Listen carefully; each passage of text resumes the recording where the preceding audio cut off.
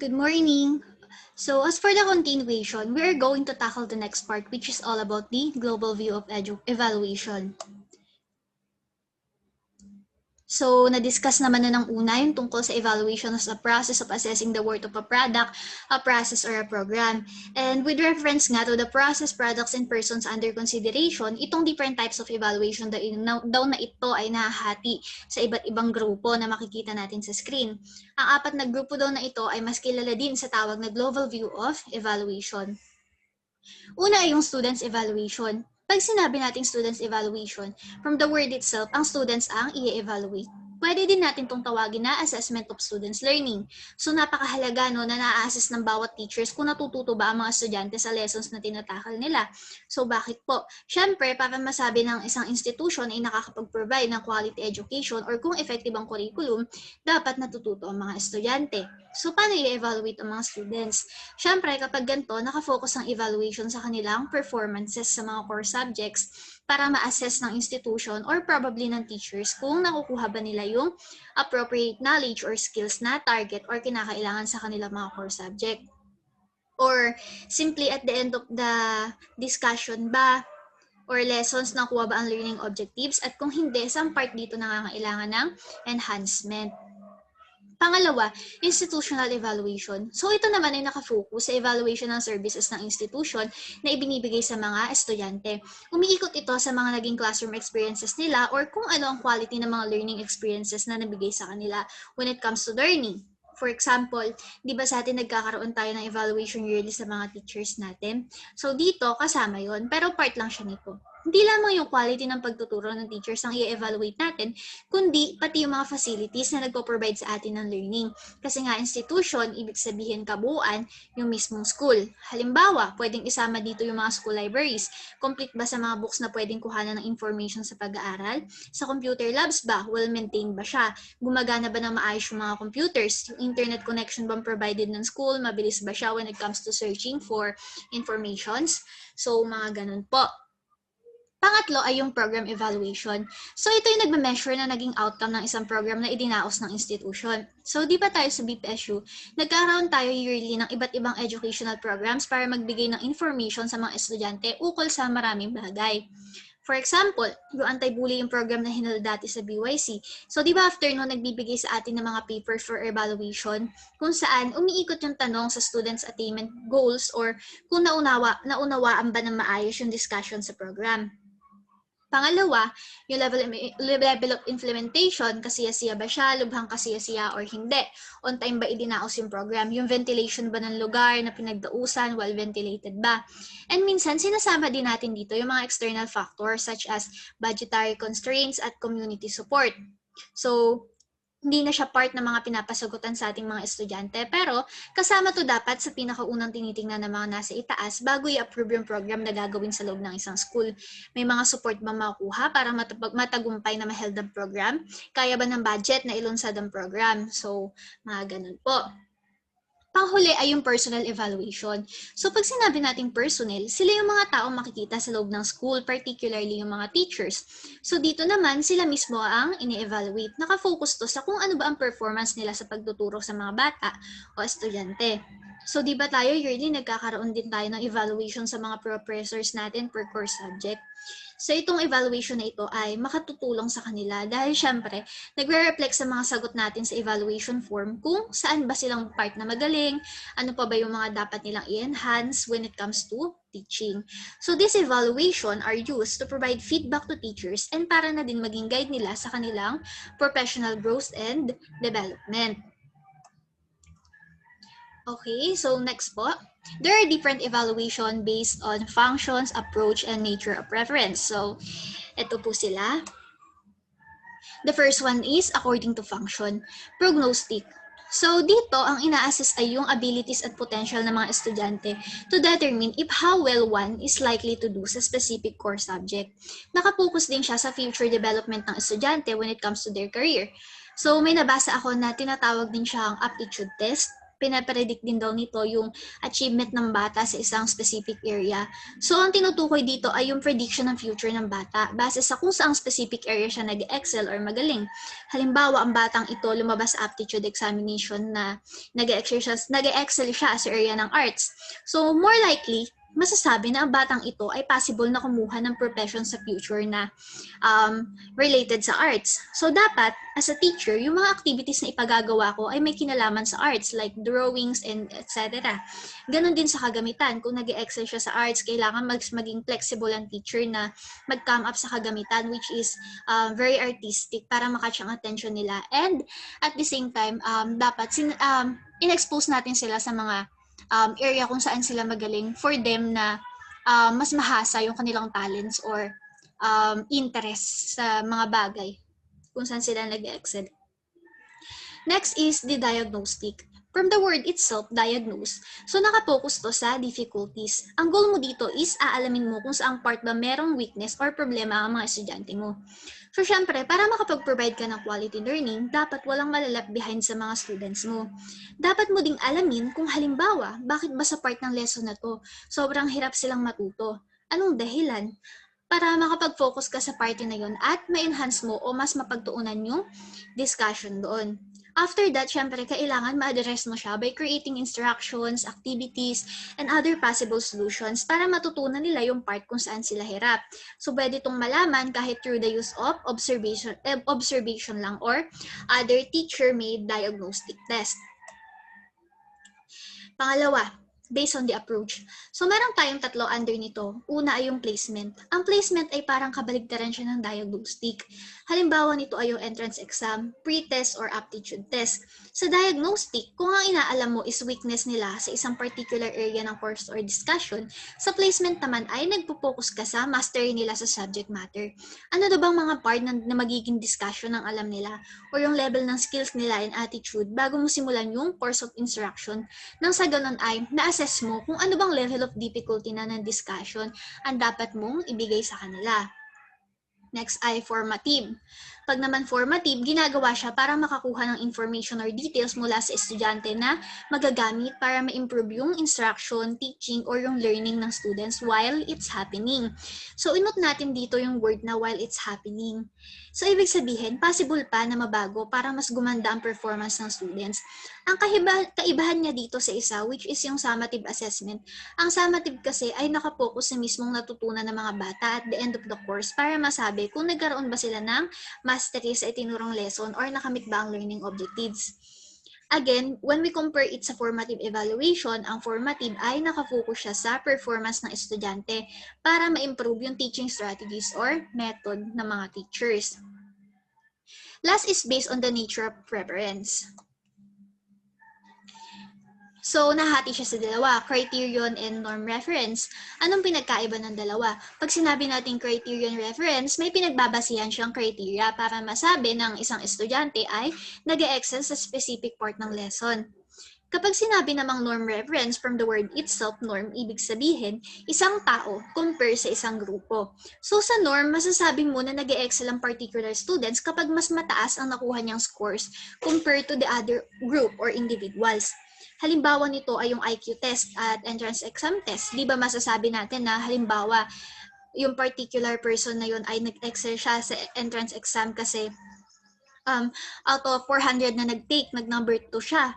While sa may criterion, kapag pasok sa criteria ang performance niya, regardless sa kung ilan sila napasok sa criteria na yun, lahat sila pwedeng masabing nag-excel. So, dumako naman tayo sa curriculum improvement. Sinasabi ni Oforma 2020 na according to Wheeler daw, ang curriculum ay walang ends as the feedbacks is fluff back to the entire process of the improvement, for the improvement. So, na-discuss naman na natin itong nakaraan na ang curriculum ay dynamic. Ibig sabihin, possible na mabago talaga siya sa paglipas ng panahon, especially kapag nagkakaroon ng feedback na meron talagang parts na may weaknesses, which is syempre, need talaga baguhin. So, bakit nga ba kailangan na ma-improve natin ang isang curriculum? Bakit hindi na lang gamitin yung dati? So, syempre, ang isang institution, ang target niya ay makapag-provide ng quality education sa mga bata, which is syempre, sa loob ng isang institution ay merong diversity ng learners. So, iba-iba yan. New year, new set of learners. And imagine, syempre, hindi pare-pareho ang mga bata na pumapasok sa loob ng isang school. Iba-iba yung gusto nila, kaya hindi natin pwedeng sabihin na yung dating curriculum ay magiging effective din sa mga bagong set ng learners. Kaya ang kailangan talaga, hanggang maaari, ma-improve ang curriculum, lalo na kung may nakikita tayong weakness bago siya i-implement sa loob ng isang school para ma-address ang learning needs nila at makapag-provide ang school ng positive learning environment. So may mga kino-consider bago mag-come up sa pagpapalit ng curriculum. Yung una is yung curriculum evaluation. Sa evaluation, dito ina-assess kung ang learning objectives ba ay nakalagay sa mga specific course subject ay nakamit or na-attain ng mga bata sa end ng course discussion. Umiikot din ito sa kung saang parte pinakamadaling natuto ang mga bata at kung saan pinaka-hindi. So, syempre, kumukuha sila ng details about that. Doon papasok ang feedback.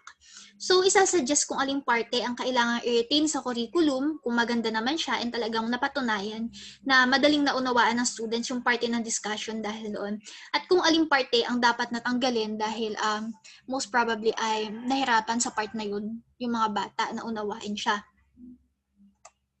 Kapag meron syempre dapat natanggalin o ibahin sa curriculum, doon papasok ang curriculum change. So ito yung mga isinasaalang-alang daw natin sa pagbabagong ginagawa sa isang curriculum.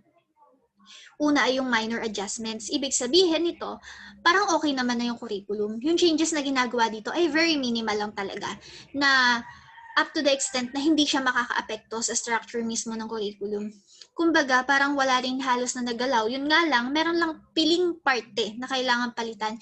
Pero mas madami pa din yung dapat na i-retain or maganda about sa curriculum na yun. Next is the modernization. Siyempre, dapat ang mga way of approaches na ilalagay mo doon is new, napapanahon, kung saan may ensure na mga estudyante or learners ay nakaka-relate dito. Next is adequately prepare learners for life.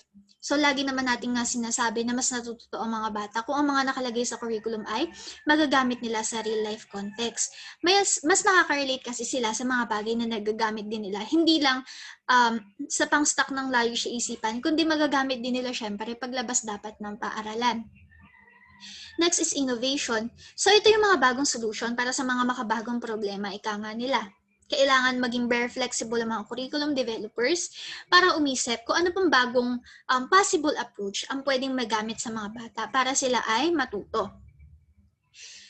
Panghuli, pag sinabing large scale, malawakan. Ito yung unlike sa naunang minimal lang ang papalitan. Dito naman, system-wide ang magiging reformation ng curriculum kung saan papalitan mismo yung kabuuan nito. So ayan, dumako naman tayo sa theory ni Lewin sa curriculum change. So as a father of social psychology, he explains the process of change which can explain curriculum change and implementation. So makikita natin sa illustration sa ibaba ang mga driving forces sa left, which is composed of government intervention, society's values, technological change, knowledge explosion, administrative support. So ayan yung mga factors daw na nakapaloob sa driving forces. Sa right naman, yung mga restraining forces, which is the fear of the unknown, negative attitudes to change, tradition values, limited resources, and obsolete equipment. So sinasabi ni Lewin na bago raw baguhin ang curriculum, meron daw tinitingnan na two forces which oppose each other. Kapag ang dalawang force daw na ito ay equal, wala raw kailangan baguhin sa curriculum. However, kapag ang driving forces daw, which is the forces that supports the curriculum change ay mas mataas sa restraining forces, doon daw nagaganap yun changes ng curriculum. Kapag naman daw mas mataas ang restraining forces kaysa sa driving forces, this will stop or hinder the changes in the curriculum. So for us to understand it better, let's put it in this way. So, ganito po yung pagkakaintindi ko. Halimbawa, merong apat na magkakaibigan. Si Ana, si Jane, si Kakay, at si Hilda. So lunch break na at napagdesisyon na nilang kumain ng lunch, syempre. So madalas silang kumakain ng lunch kahit dati pa sa Jollibee. So that day, si Ana, si Jane, at si Hilda, gusto nila sa dati nilang kinakainan, which is sa Jollibee. Gusto nila na doon pa din kumain kasi ang reason nila ay dahil masarap daw ang chicken doon. However, itong si Kakay, ipinipilit niya na gusto niyang mag-McDo dahil ang reason niya, meron daw pre-drinks ngayon sa McDo, mas malaki ang size ng chicken at isa pa, hindi raw matigas yung price doon. So kung i-analyze natin mabuti, si Anna, si Jane at si Hilda ay mga restraining forces. Sila ang nagsisilbing restraining forces dahil gusto nila ay sa Jollibee pa rin kumain. Hindi sila nagsisik for changes sa kakainan nila due to their specific reasons. Pero si Kakay, siya ang nag-a-act as driving force. Ibig sabihin, gusto niya na sa iba naman kumain. Tingin niya ay mas magiging better kung sa McDo sila kumain dahil sa mga nabanggit din niyang reasons. So kapag nagkaroon ka ng analysis mula dito, sino sa tingin natin ang mas lamang at mas usunod? Siyempre, si Kakay. Kasi kung titingnan ang reasons niya, mas nag-overpower to kaysa sa mga reasons ng tatlo niyang kaibigan na masarap lang ang chicken sa Jollibee. So mas valid ang reason ni Kakay kung titingnan natin. Ganon din sa curriculum. Kapag mas mataas ang driving force, magre-result siya sa pagbabago ng curriculum. However, kung ang reasons naman ni Kakay sa kagustuhan niyang kumain sa McDo ay dahil gusto niya lang at yung tatlo niyang kaibigan ay may mas magandang reasons, most probably ay hindi sila sa McDo kakain, sa Jollibee pa din. Kung ang reasons naman nilang tatlo ay pare-pareho at magkakatimbang lang o same lang na valid talaga, kung titimbangin natin, hindi yun makakaapekto sa pagbabago ng kakainan nila. Sa Jollibee pa rin, kasi nga magkakatimbang lang yung reasons nila hindi nun maapektuhan yung situation, which is ayun ang tinatawag na equilibrium. Okay, so dumako naman tayo sa categories of curriculum change. Una, kapag sinabi nating substitution, ibig sabihin nito, hindi lamang revision na mangyayari, kundi papalitan mismo ng bago yung kabuuan ng curriculum. Next is the alteration. Kapag naman sinabing alteration, meron lang maliit na changes na kailangan gawin. Like for example, kung ang nakalagay sa instruction sa certain activity ay gagamit ng graphing paper ang bata for mathematics, pwede siyang palitan ng paggamit ng graphing calculator instead of graphing paper. Pangatlo ay yung restructuring. Halimbawa nito ay yung nangyayari ngayong blended learning sa atin. Same pa rin naman ang mga itinuturong contents pero nagkaroon ng modification when it comes sa way ng pagtuturo. Pang-apat ay yung perturbation. Ito naman yung adjustment na ginagawa due to unexpected incidents. Halimbawa nito ay yung shortening of schedule to accommodate unplanned extracurricular activities. The last one will be the values orientation. For example, yung ilang new teachers ay inaipasok sa isang religious school. So dapat ay umattend sila beforehand ng teacher induction program na tinatawag, which is siya yung special curriculum para sa mga newly hired teachers para ma-brief sila kung saan sila dapat mag-focus ng discussion sa school na pinasukan nila aside from academic matter. Kasi kung hindi sila ma-orient about that, most probably, ang ituturo nila sa isang religious school ay pure academic matters. So, regardless daw sa mga nabanggit na change sa curriculum, mahalaga raw na mapanatili itong developmental, participatory, at supportive. When we say developmental, dapat ang learning na environment ng mga estudyante ay yung hahayaan silang ma-discover ang kanilang interest or ma-develop yung kanilang mga potential talents or skills. Ang role naman ng teacher dito ay maging facilitator ng kanilang learning at magbigay ng suporta or guidance in terms of trying new tasks, reflection, or other challenging activities. Next is the participatory. Kapag sinabi nating participatory, natakal na siya last time ng isang grupo sa pagkakatanda ko. Ibig sabihin lang nito na hindi lamang sa teacher dapat na umiikot ang responsibility when it comes to curriculum implementation. Kailangan involved din dito yung ibang mga stakeholders like peers, school leaders, parents, and mga curriculum specialists. So bawat isa daw sa kanila kailangan na makiisa, makipag-participate, maipakita ang commitment, willingness, and at the same time yung readiness nila in order for the curriculum implementation to be successful. Kasi hindi mag-work ng maganda ang implementation kung sa iisa lamang nakaatang yung bigat ng mga gawain at walang nakikitang pagtutulungan. Last is, it should be supportive daw. So, dito pumapasok yung pagiging handa ng teacher sa mga material na gagamitin niya sa pagtuturo sa mga bata to provide positive learning. Siyempre, magaling nga magturo ng isang teacher, pero without the help of the materials needed, minsan hindi na-address yung ibang mga learners. Di ba kasi nga diversity yan ng learners, may visual learners, kinesthetic, and many more. So, syempre, kailangan maging flexible talaga yung teacher when it comes to providing ideas for possible learning materials na pwedeng gamitin sa pagtuturo sa kanila. At the same time, may responsibility din yung mga school or institution dito. Dapat na bigyan din nila ng suporta yung mga teachers nila para makapasok sa mga seminars and other programs na mas magpapalawak pa ng skills and knowledge ng teacher. At syempre, para maunawaan nila yung mga pagbabagong naganap sa curriculum at paano ba ang dapat nilang gawin para makapag-cope up dito. So, nakanote sa ibaba na mahalaga raw ang time sa pag-i-implement ng effective curriculum.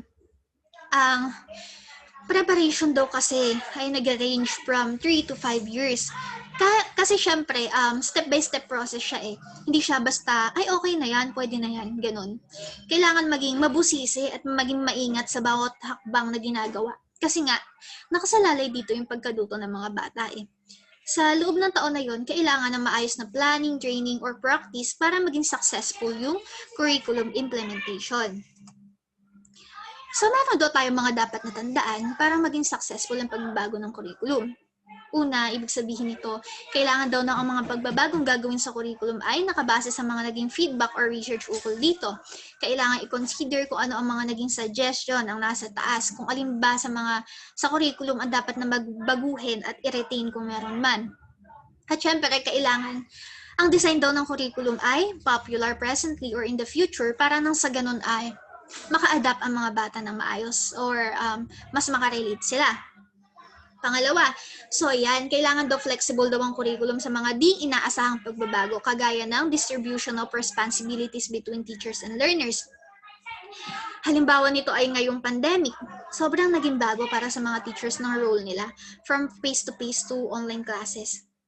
May mga naging tungkulin sila like distribution of modules weekly, yung iba, kailangan nilang aralin yung application na gagamitin para sa pag-online classes. So, napakabago nun para sa ilang mga teachers. So, sa mga students naman, nagkaroon tayo ng synchronous and asynchronous kung saan sa asynchronous, malayo talaga siya noong face-to-face na nagdi-discuss sa mga teachers at tagapakinig ng students. Dito, kailangan nilang aralin ng lesson sa sarili nila. Next is, hindi raw tayo dapat mag-implement ng content sa curriculum like ideas concerning critical thinking kung saan walang foundation ng mga bata because pag pinilit daw yun, may hirapan ng mga bata na matuto o makasabay. Pang-apat daw, dapat daw na maging organic ang isang curriculum. Dapat daw ang needs ng learners ay ang isinasaalang-alang dito at hindi yung kagustuhan lamang ng organisasyon for it to be effective. Next is, hindi daw basta do something, do anything ang basis sa paggawa ng isang curriculum or basta makagawa lamang para may masabing ginawa. Kailangan daw sa curriculum ay i-address mismo kung ano ang mismong problema kahit na nangangahulugang kailangan magbago ng maraming parts sa dating curriculum. Ang priority raw kasi ay mabigyang solusyon kung saan kulang o ano ang leads ng mga learners. So, panghuli, ang isang magandang curriculum daw ay alam niya or well-defined kung ano ang target or objectives na dapat na makuha ng mga bata at the end of the course subject at naka-align dapat yun sa mga activities na ipagagawa sa kanila. Kailangan din daw ang content ng mga activities ay makatotohanan at relevant para sa mga learners in order for them to relate themselves sa mga discussion ng core subjects. So, ayun lang po. That ends the discussion sa curriculum improvement and implementation.